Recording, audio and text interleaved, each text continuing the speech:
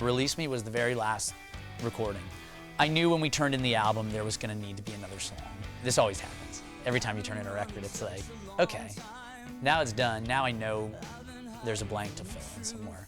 And I think, you know, because now we had sort of transitioned into Rob's world, and I was having so much fun in there. You know, it's not every day you get to work with somebody like Vallo, he produced Dookie for Green Day. You know what I mean? It's like, you know, he's made, you know, amazing stuff. He's done Jawbreaker records. He's done so much cool shit. And I think when we were talking, it was like, you know, hey, you know, do you have another one? Is there a song? Is there another song you'd like to do? And I had other songs, but I had just moved and I was back home at the beach, and I was, you know, and I felt like I had a little more perspective on the album as a whole.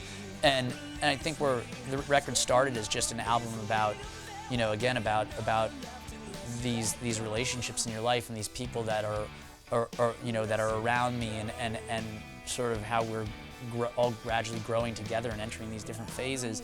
You know, this other theme developed through the making of the record of sort of tension and release. You know, this idea that you sort of build up this frantic energy, and at some point you need to. You know, you need to break the window. You need to find a way to cut the tension. And I was also in a very literal place, ready for this to be done. You know, I felt empowered in the studio, finishing the record with Rob, and I also felt like it was time for it to be done too. And so I played him this tune, and I think we both know when I played it for the first time, like there was something really just killer there. And the message was sort of universal, but it was really honest where I was at, which was, you know, I've been doing this forever. You know, and I love the first lyric is, I've been running such a long time. You know, and I at some point you just want to hit the jackpot. You know what I mean? And I think to some extent this song was rooted in that. And yeah, we recorded it in in a day and a half, 2 days. You know, and it was Bob and Jay.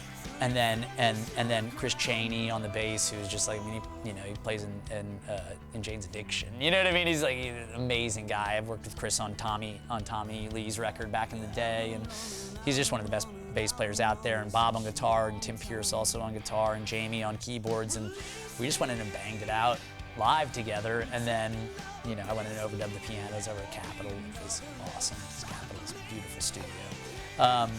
But yeah, it was really cool, and in that sense, it was sort of one of the most focused recordings of the album, because where the whole record we had me, Bob, and Jay, and then Bob would overdub guitars, and Tim would help, and Jamie would do keyboards, and you know, and that's kind of how it ended up being finished. It was the first time that sort of all these characters that over the course of making the record kind of collided at one time, and we just did something together.